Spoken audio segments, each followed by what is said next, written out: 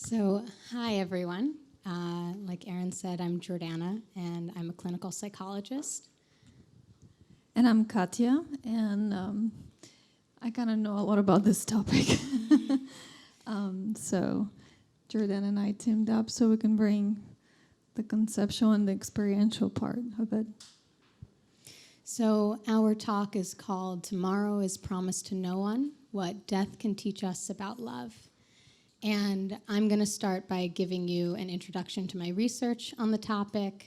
Then Katia is going to talk about her experience living with cancer. Then we're going to do a meditation all together. And at the end, we'll have some time for processing and integrating and Q&A. Great. Let's start this way together because I know that some of the conversation is still lingering in the background. Close your eyes. No matter what you think, this topic is daunting because we don't know a lot about it. And I mean specifically death. And I'll claim to say that because I'm dealing a lot with it and I still don't know enough about it.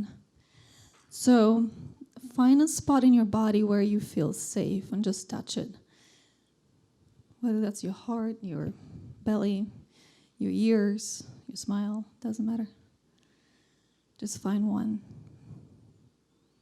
Just tell yourself why you feel safe there and keep coming to that space if at any point it becomes too much or something triggers you. Because we would like you to stay present so we can share as much as possible. And now let's just exhale all of the air out, just letting the rest of the day until now out. And take a deep breath in, feeling that spot of safe space. Let it go again. One more deep inhale. Letting it go through your entire body. And let go. And with the next inhale, bring also in your awareness the answer to the question, what brought you here? And whenever you're ready, open your eyes. Thank you, Katia. That was very helpful for me as well. One thing I do want to say before we get started is I commend all of you for being here tonight. It's not easy to, on a Thursday night or on really any night, come anywhere and listen to a talk about arguably our greatest fear as human beings. So it takes a lot of courage and bravery. And with that said, if you've experienced a recent loss, or if there's something that happens during the evening that feels particularly triggering for you, I just want to let you know that I'll be available afterwards should anyone want to talk. And if you want to have a more personal conversation, feel free to call me or email me, and I'll provide that information to you as well.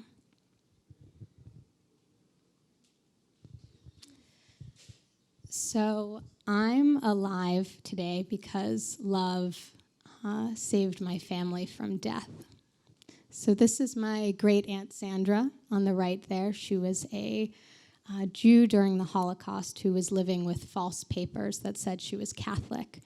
And she met and fell madly in love with Rolf Peschel, who's the man right there. And that's them in 1942 during the war. And about 2 years into their relationship, she revealed to him that she was, in fact, Jewish. And rather than turning her in to the Nazis, he decided to save her life at the risk of his own, as well as save her younger sister's life, who happened to be my maternal grandmother, and dozens of other Jews from the Holocaust. Or not from the Holocaust, but from going to the death camps. So I essentially grew up hearing endless stories about how love can quite literally save you from death. And it's why I'm physically here today, and it's also why I'm here speaking about this topic with you tonight.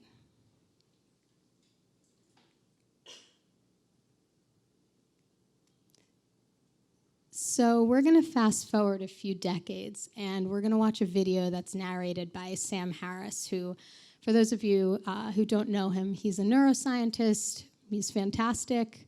He has a podcast called Waking Up, and I think that this video really beautifully articulates the relationship between love and death that Katia and I are going to be talking about further tonight. You're behind the wheel of your car, and somebody does something erratic, or they're probably just driving more slowly than you want, and you find yourself getting angry. Now, I would submit to you that that kind of thing is impossible if you're being mindful of the shortness of life. If you're aware that you're going to die, and that the other person is going to die, and that you're both going to lose everyone you love, and you don't know when, you've got this moment of life, this beautiful moment, this moment where your consciousness is bright, where it's not dimmed by morphine in the hospital on your last day among the living. And the sun is out, or it's raining. Both are beautiful. And your spouse is alive, and your children are alive, and you're driving. And you're not in some failed state where civilians are being rounded up and murdered by the thousands. You're just running an errand. And that person in front of you, who you will never meet, whose hopes and sorrows you know nothing about, but which if you could know them, you would recognize are impressively similar to your own, is just driving slow. This is your life, the only one you've got, and you will never get this moment back again. And you don't know how many more moments you have. No matter how many times you do something, there will come a day when you do it for the last time. You've had 1,000 chances to tell the people closest to you that you love them, in a way that they feel it, and in a way that you feel it. And you've missed most of them. And you don't know how many more you're going to get. You've got this next interaction with another human being to make the world a marginally better place. You've got this one opportunity to fall in love with existence. So why not relax and enjoy your life? Really relax. Even in the midst of struggle. Even while doing hard work. Even under uncertainty. You are in a game right now, and you can't see the clock, so you don't know how much time you have left. And yet you're free to make the game as interesting as possible. You can even change the rules. You can discover new games that no one has thought of yet. You can make games that used to be impossible suddenly possible, and get others to play them with you. You can literally build a rocket to go to Mars so that you can start a colony there. I actually know people who will spend some part of today doing that. But whatever you do, however seemingly ordinary, you can feel the preciousness of life. And an awareness of death is the doorway into that way of being in the world.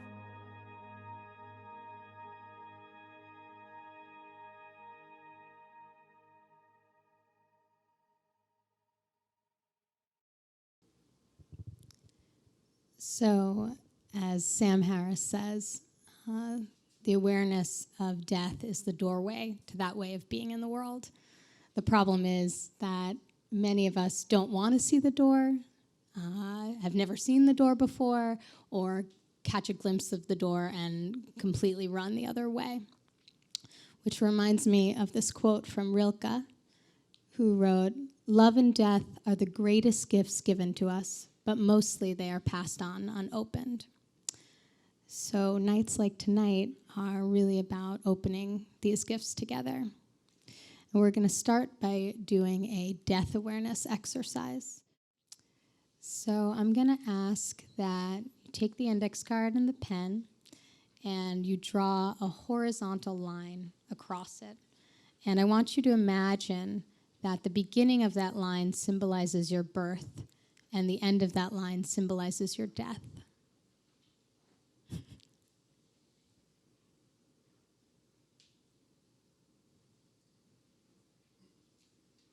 Okay. Now I want you to make a slash mark where you think you are in this very moment.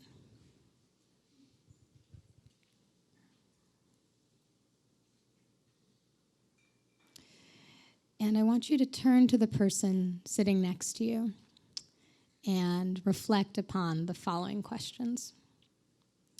How much time do you think you have left? With that time, what do you want to be? How do you want to exist? What do you want to do? And what is the most important to you? So you can talk amongst yourselves, and I'll tell you when we're ready for part 2.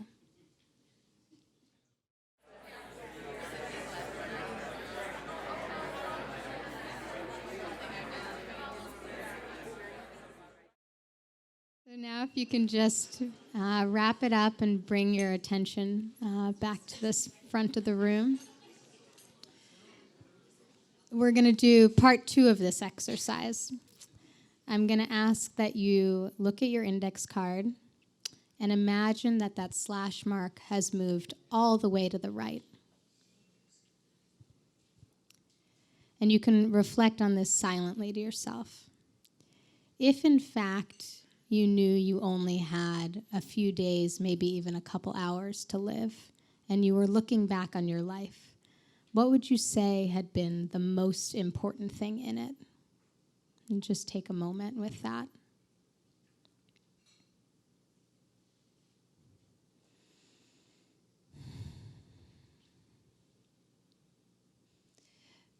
So, as it turns out, it's not typically how much money you've made, obviously. It's not the career that you had. It's not what you've done or where you've traveled, but it's relationships.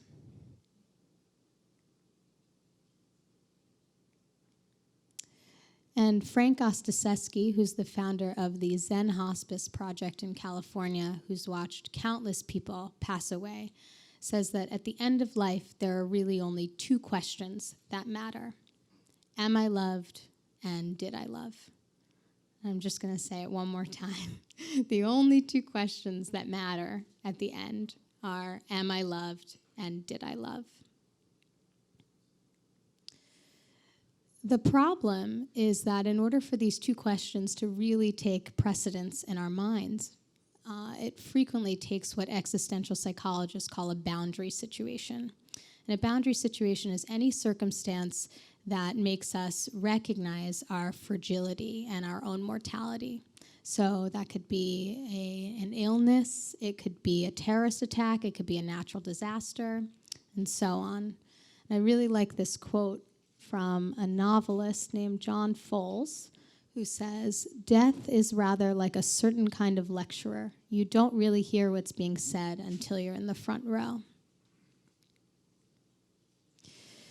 But it does beg the question, what if we could bring death awareness into our daily lives now? Could we live with that perspective in mind about what's truly important? Those 2 questions, am I loved and did I love? I think theoretically the answer is yes, but we don't do this. So then the question becomes,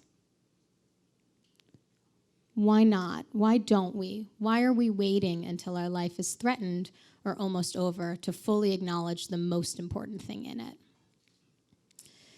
The answer is we have a tremendous amount of death anxiety. So our instinct for life, our desire, our strong evolutionary need for self-preservation comes in direct conflict with the knowledge, the intellectual understanding that we will die. And this creates an irresolvable existential paradox. And as a result, we've developed pervasive unconscious defenses to cope. And while a number of them have been studied in the literature, I decided to focus specifically on love.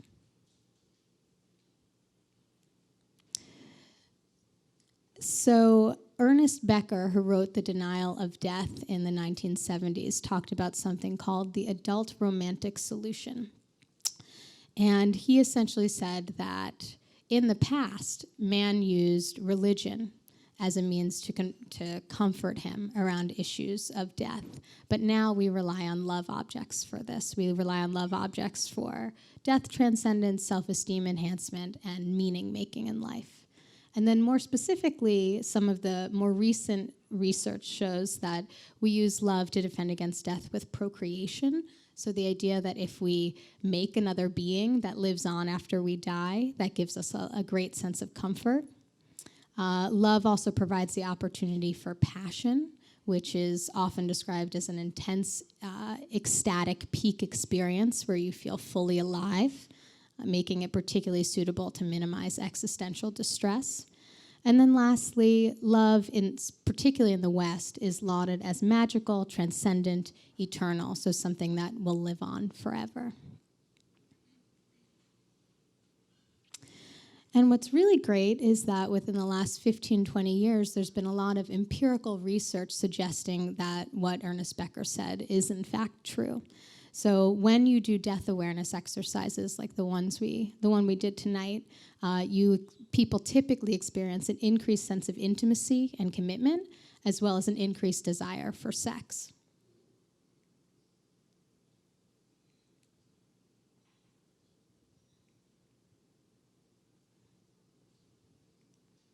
Okay. There's one small glitch, though, that I ran into when I was doing my dissertation research, and it's that though death exercises do increase your desire for sex, how much you're thinking about sex, how much you want to create offspring, they don't increase that sex or passion specifically for your long-term partner, which is troublesome and sort of unfortunate. You know, why aren't the death awareness exercises working for the person we want them to work for most, theoretically? And so to understand this better, I'm just going to take it to a real-world example. So many of us have seen this. Maybe we've been in experiences like this before, where love starts off as magical, eternal, transcendent. It's our new religion. God isn't the one anymore. Our partner is. And we, think this love is going to last forever. We've found our person. This is it. But over time, we end up, or many of us end up like this. We end up bored, complacent, ungrateful. Our love feels like it's not alive anymore. For lack of a better word, our relationship maybe at times feels dead. And then what happens is we look for it elsewhere. So this is Ashley Madison, which is a website for people specifically looking to have affairs. And as you can see, they really capitalize on the research that I'm highlighting for you by giving us a death awareness prime. Life is short, have an affair. So life is short makes you not necessarily want to sleep with your partner all the time, but it does make you want to sleep with someone. So I see this as a bit of an issue, personally. And so I look to the experts to try to understand what's going on and what we can do to change this. So Stephen Mitchell, who is a psychologist who writes a lot about love, says that we insist on the stability and permanence of our romantic relationships in order to mitigate our existential fears. So essentially what he's saying is life isn't secure, so we make love secure. The problem with that, if anyone knows Esther Perel's work, is that we actually need some of that insecurity. We need the unknown. We need the unpredictable, because these are fundamental elements of desire. So in her iconic phrase, fire needs air, she's essentially saying, you have to remember that your partner is an independent person, somebody that you don't have, you don't own them, but think about them as on lease. And the way that she talks about it is on lease in reference to affairs, divorce, or separation, but I'm just saying that we need to take it a step further and recognize that we're all on lease, that we all have a lease on life, and that perhaps the ultimate heir in this equation is actually death. So just to sum it up, this is the unconscious cycle that I think we get stuck in. We're afraid of death, so we seek safety in romantic love. And this is very important. I'm not saying get rid of this piece entirely. This is very important when we're facing a boundary situation, when somebody is in the Holocaust, for example. Love in these cases is really the best medicine. But what I am saying is that I think we take it too far, and we do this unconsciously. I think we demand that love be more secure and more permanent than it actually is in order to ease our death anxiety. And in the process, this unwittingly erodes all of the romance in romantic love. It takes away the unpredictability, the uncertain, the unknown. It takes away all of that air. And then we feel less alive, actually. And when we feel less alive, we're more afraid of death. And so the cycle continues. So I think this cycle really highlights how, in a sense, we kill love because we're so afraid of death. It becomes a sacrificial lamb. We throw it on the sword. And I'm not saying that this is the only reason why relationships die, for lack of a better word again, but I do think that our lack of death awareness is the most pernicious and unconscious issue that love faces. So my research basically points to the fact that we've been using love to defend against death, but really we need to do more of the opposite. We need to use death to defend love. And what I mean by that is when we bring death into our lives consciously rather than unconsciously deny it, we protect love by giving it what it needs to thrive.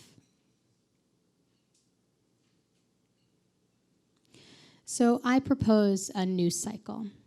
And this is one where we purposely think about death. We bring it into our lives. We allow it. And we work on the process of accepting and embracing inevitable mortality. And when we do that, we come into contact with the truth, which is that both love and life are impermanent.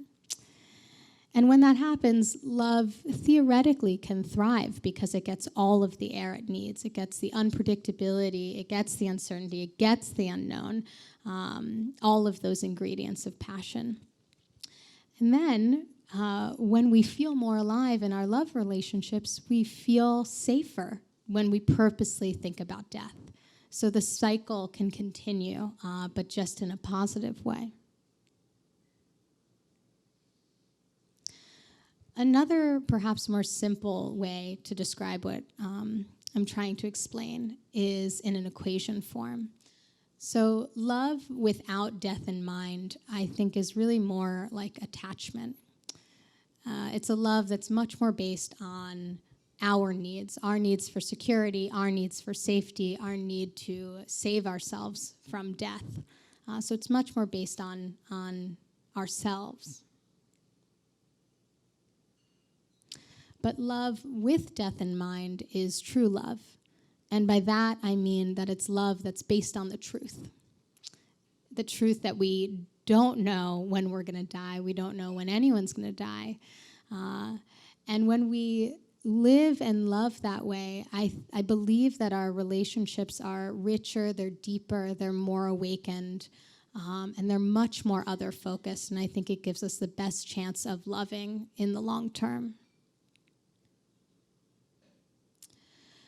And then I'll share that actually more recently, in my experiences with non-ordinary states of consciousness in meditation, some with sound and some in silence, that I've started to question the whole idea of a relationship existing in between, or between love and death, and have really started to think about the concepts as one. And what I've been thinking is that in becoming nothing, as in death, you suddenly and simultaneously become everything, as in love. And it's this oneness that I think exists as you go deeper into these constructs. And I actually have been finding some evidence for that in the literature, specifically around passionate love. So in Tantra, the orgasm is considered as close as we can get to death, and it's a practice of surrender, the surrender necessary or inherent in death, but also necessary to achieve ultimate bliss. The French call the orgasm la petite mort, which means a little death. There's a French philosopher who really talks about this. He says that eroticism is ascending in life up to the point of death. Freud even touches upon this. He talks about the life instinct, eros, and the death instinct, thanatos, in Beyond the Pleasure Principle. And he, towards the end of that, says that the goal of all of life is death. And I rather like this quote from Barbara Carrellis, who wrote the Urban Tantra. She says, "Our death-negative culture has produced a bliss-starved population." And I love that because I think it highlights the direct proportionality between accepting death and experiencing bliss. So how do we experience as much bliss as we can in our lives? And I would say that we have to bring death out of the closet. Those are actually Frank Ostaszewski's words, but I love that idea. And we can do that in a number of ways. So one is that you can do daily death awareness exercises. I had an alarm that went off on my phone at 10 a.m. every day for years that said, "Tomorrow's promised to no one." You can also download an app called We Croak that gives you quotes about death 5 times a day. I don't think the quotes are particularly good, but conceptually, the idea is based on a Bhutanese sort of saying that you need to think about death or contemplate death at least 5 times a day in order to live a full and fulfilling life. Something I do say that you can recommend, and it's not a 5-time-a-day thing, is you can take this index card, you could put it on your fridge, you could keep it in your wallet, just as a reminder that you don't necessarily have all the time in the world. There are also a number of meditations you can do. And there's something called the last breath meditation, where you breathe in and breathe out, and at every exhale you imagine as if it's your last. For me personally, doing 10-day silent Vipassana meditation retreats have been very helpful in me understanding and really experiencing the transient nature of my body. So I recommend that as well. You could participate in death salons, sort of like the one you're doing tonight, so you can check that off your list. There are also death dinners. I don't know if anyone's heard of deathoverdinner.org. But it was created by Michael Hebb, and it gives you sort of a roadmap for how you host a dinner around topics of mortality. Psychedelics is a really interesting way to explore death and death transcendence. So often in psychedelic experiences, sort of the ego and the idea of the self can dissolve, and you can feel an experience of oneness. Michael Pollan described his experience as sort of letting go of the rope of the self. And there have been a number of studies done on how psychedelics can help alleviate fear of death. Tantra, as we described, is also another way you can explore death transcendence. In that book, The Urban Tantra, there are a number of exercises you can do that help you practice surrender. And then spending time with the elderly and the sick. You know, we lock away the elderly. We put the sick often in hospitals. We sequester people, largely because we don't want to face our own mortality. So I advise you to spend time with people that are sitting in that front row and sort of acknowledge that one day you will be in their shoes. So I'm going to play a video of a couple that got engaged but really decided to bring death out of the closet. It's about 3 or 4 minutes, so get comfortable. They asked a makeup artist to age them every 10 years. And I skipped forward, so we're not going to see every year, but we're going to see them towards the end of the video in their 70s and then again in their 90s. And I think it's just a way to show you how a couple can have that experience and sort of what it does for them when they start recognizing mortality.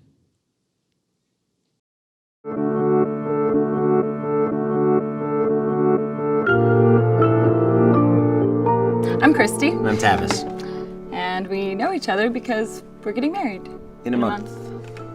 I mean, not really nervous about the idea of marriage. I'm just ready for that already. Yeah, not anymore. Now yeah. we're a month out already, just ready to More about just like get the show on the road. We're gonna be able to show people this, like our kids, or like you know, our family. Like this is what we'll look like. My mom thinks this is the coolest thing ever, and she was like, "But what a treat for us because we will probably be gone when you're that age, and we'll get to see what you would maybe look like. How cool!"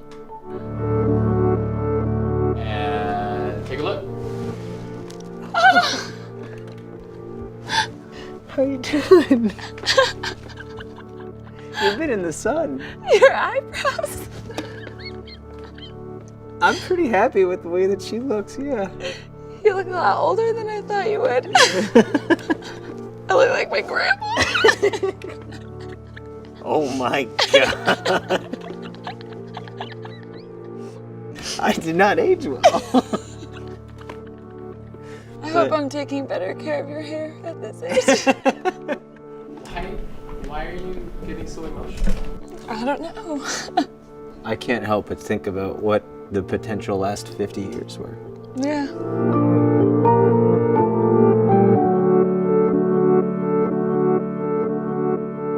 Go for it. Oh. Hi. You look fantastic. Thank you. You look a day over 75. Really? Yeah. You do, but... Oh, wow.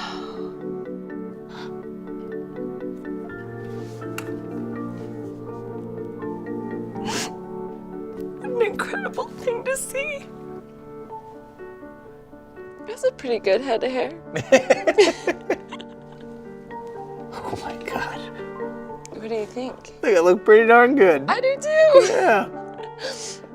When I smile, I look like a very jolly old man, and when I don't smile, I look like a stern asshole. I gotta be honest. Do you think you'll still be sexually active?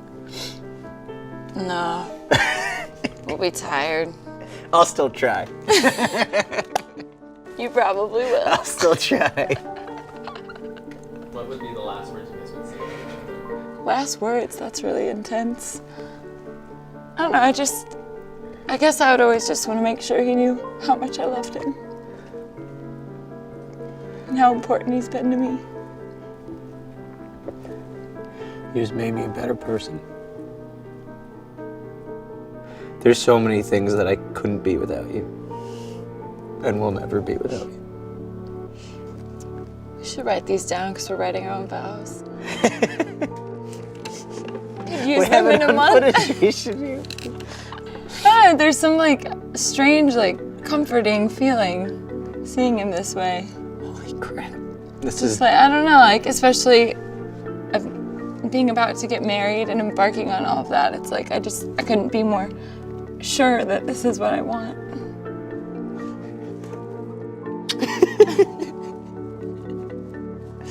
Feels weird. It does. Don't It look. was the smallest lipstick yesterday.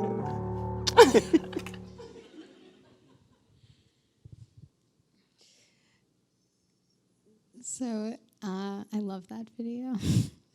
But I think that video sort of shows us my final point, that if there's one thing I want you to take from this talk, it's this. So the saying goes, it's better to have loved and lost. But more importantly, I think we have to accept loss to have better love.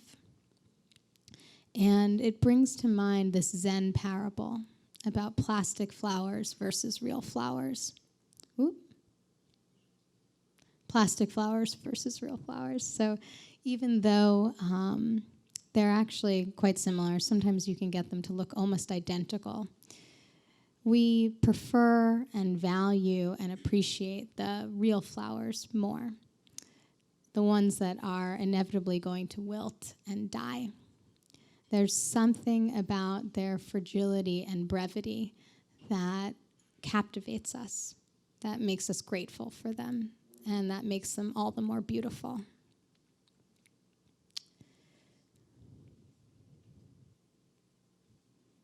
So with that, I want to introduce you to Katia again. It's going to come out. And thanks. So I have had the pleasure of knowing Katia for not too long, but she's already had a tremendous impact on my life. And I had listened to a podcast that she was on a few weeks ago and was really taken with this one specific quote. So I just put it up here, and I'll read it. A difficult challenge like cancer can really allow you to live because it shows you what the depth of every moment means. And for that, there's a certain gratitude to that disease that has been deemed a monster.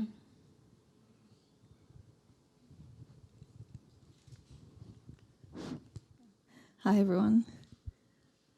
So I'm very grateful for Jordana for putting a framework to something that I'm going through. And, it's kind of interesting to have the experiential without a conceptual part, or the conceptual but not really having the experience. And that's why, as I said in the beginning, I think this, at least for me, is an incredible experience. I'm taking a lot from it because it's allowing me to frame a different mind.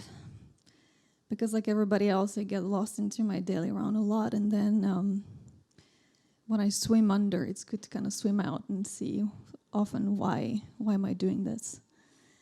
So my story is I've been dealing with cancer for about 8-9 years now. I was 26 the first time I got diagnosed. And it hasn't been a continuous challenge. Every 4 years there was an episode of it. And every time it's kind of touched me deeper and deeper.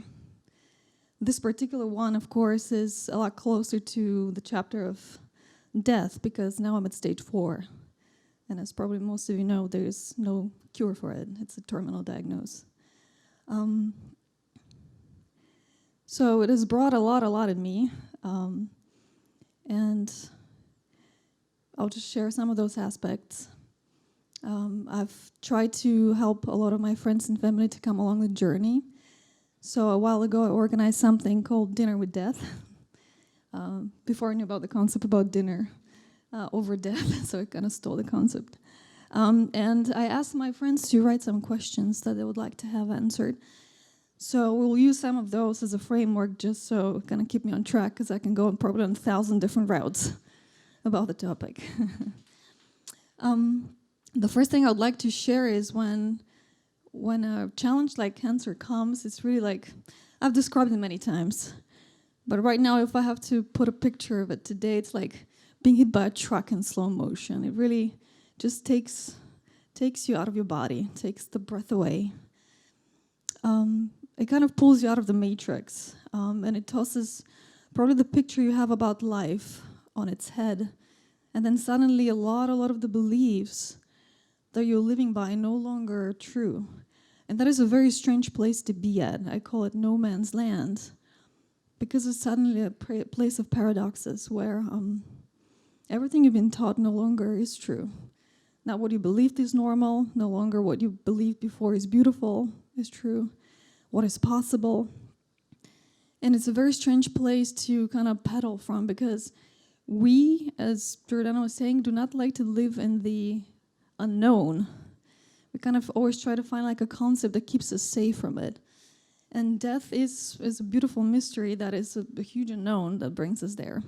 So that's what it did to me. And it was like a huge waxing exercise. It just kind of stripped off a lot, like with one shot. What do you believe? Oh, you believe that you're young and that means immortal? Hell no. You believe that long hair means beautiful? No. But then also like other concepts like stage 4 cancer means that there's no cure. That's also no for me right now, because, I'm still looking out there. So there are like a lot of things that you have to reframe for yourself, and that's what it's been doing for me. in so many ways. And it's interesting because Jordana asked me this question when we first met, because I've dealt with cancer 3 consecutive times, if the concept of death has changed for me. And it's interesting because it has deepened every single time.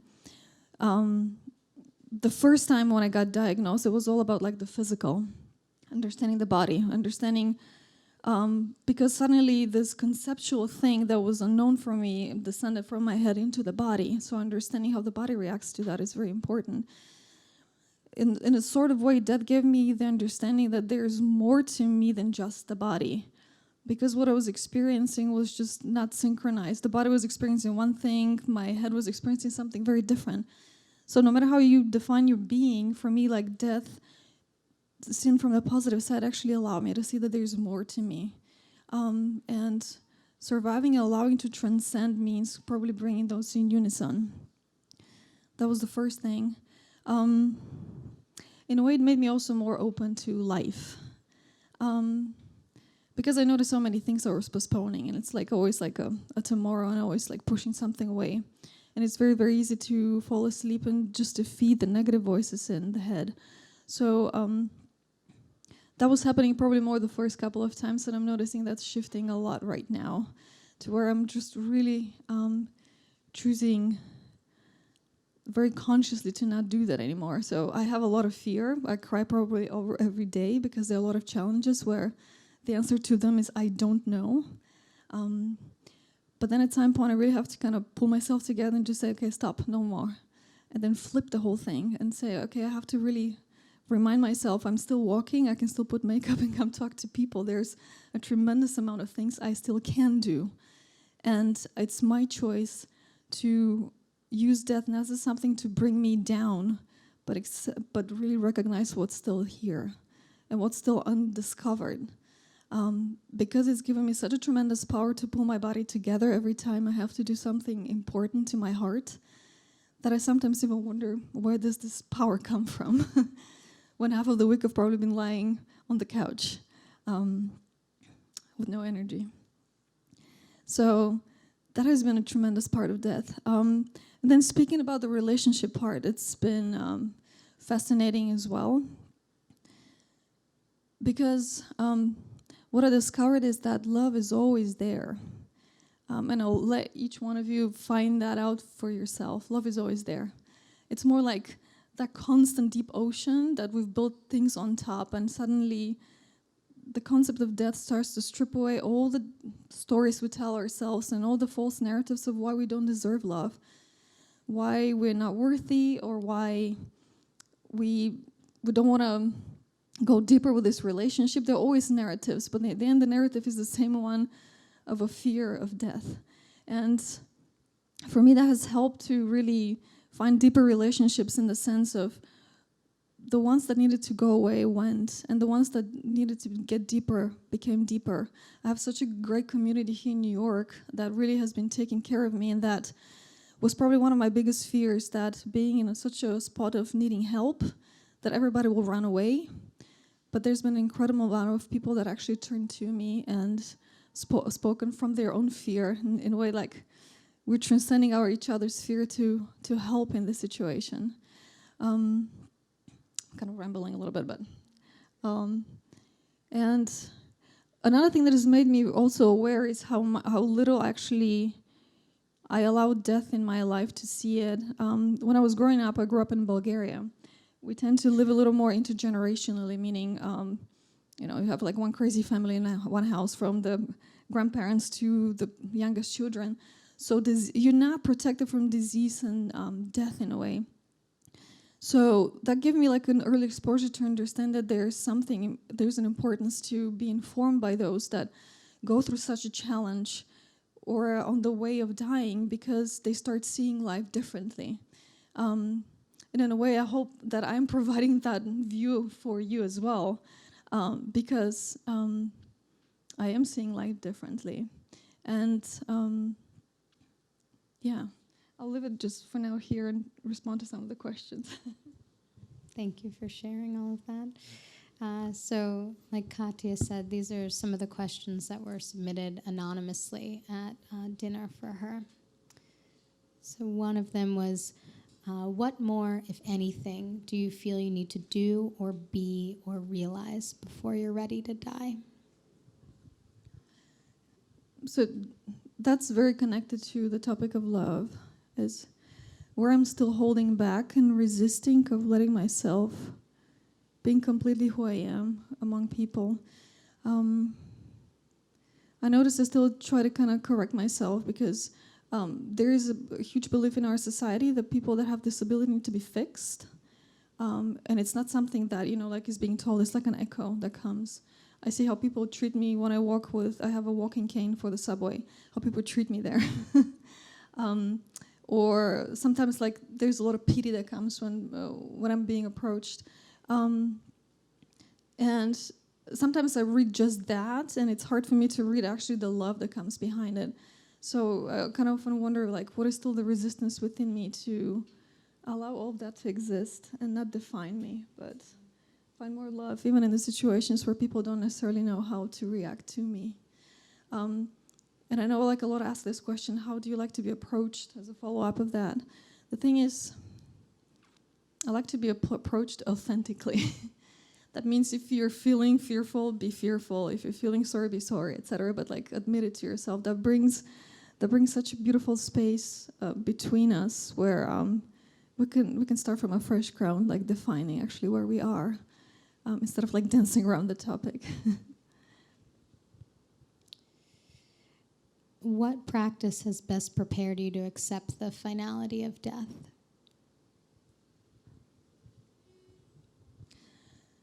So, I mean, being diagnosed with cancer is a good practice. It kind of comes with a touch like, you're kind of gonna die, part which is being repeated over and over again. It's a good practice. Not necessarily the softest one, because I do believe that medical care has a lot to do in the emotional intelligence of it. But it's been useful because it really is instilled in my brain now. The other practices is I really have somebody who's like a mentor and an elderly. He's a 71-year-old energy healer who's helped me tremendously who's allowed me the space to speak about death.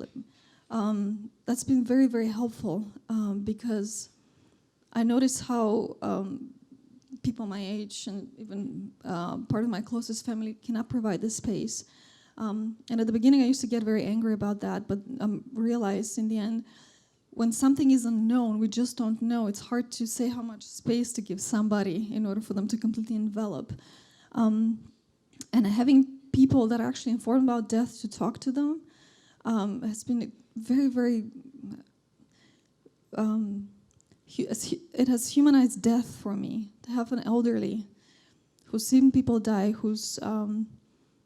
help people like transition into that phase to be able to ask questions and just to like allow to sink in. Actually, what I noticed for me, that might be just my experiences, for me the discomfort is just not being allowed to ask the questions. It's what makes me more scary than actually rather death itself.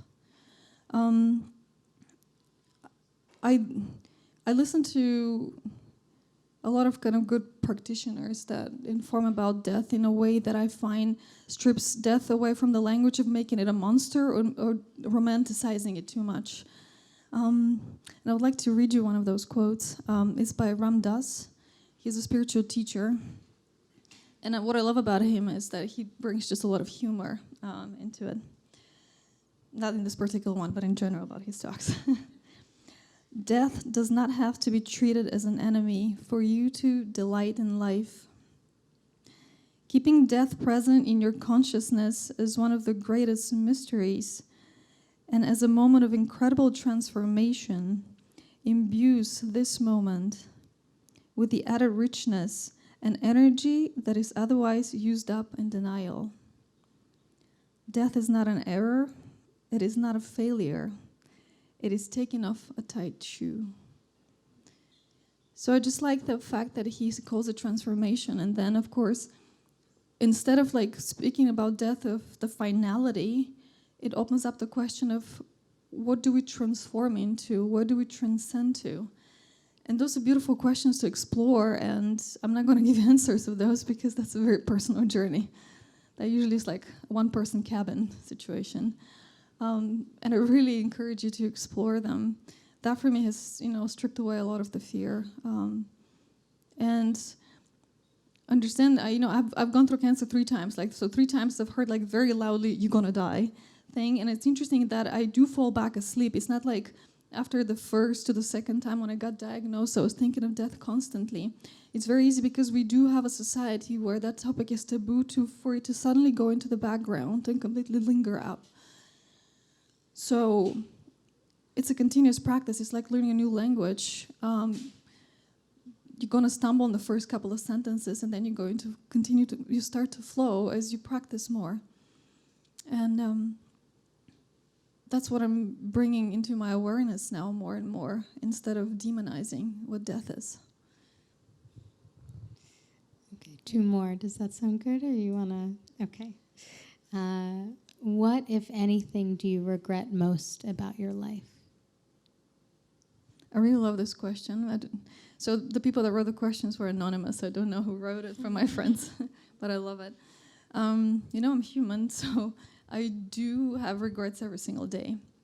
But the interesting part is that it's not like there's one single thing or that I ruminate about one thing. It's just like things come and I brew on them.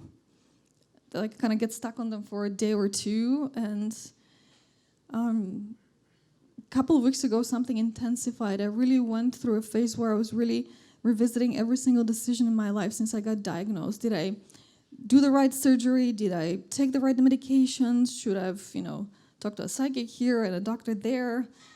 Went through this whole thing to a point where something in me snapped really, really violently.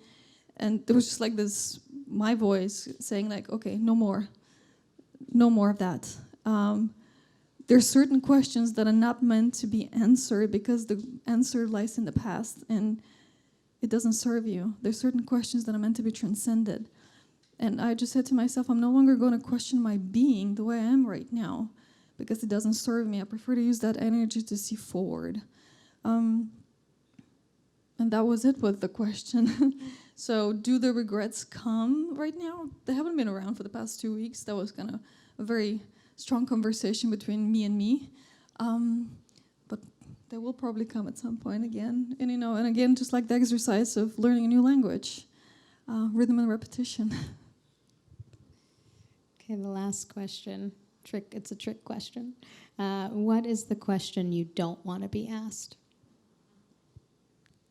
I brewed on that one for quite some time. The dinner was in May, so it took me about 2 months. But I felt like I always knew the answer to the question underneath. It's the question, are you certain? To a lot of the decisions that I take in my life right now. Because honestly, if you look deep down yourself, please tell me, are you ever certain? Yeah. So there's a lot of decisions that need to be taken daily in my way, and sometimes I really just want to have like a psychic with a glass bowl next to me and just follow me around the city. Because I end up in a deadlock where I ask that myself and I get annoyed at that question so much. So that's the question I don't want to be asked because life is teaching me very, very loudly that there's certain things that no amount of certainty in the mind will ever give it a satisfaction. It's about just taking that road. And that's where, that thing with the regret question stopped also 2 weeks ago, where it was accept where you are and just move on. Thank you for sharing all of that, Katia. Thank you.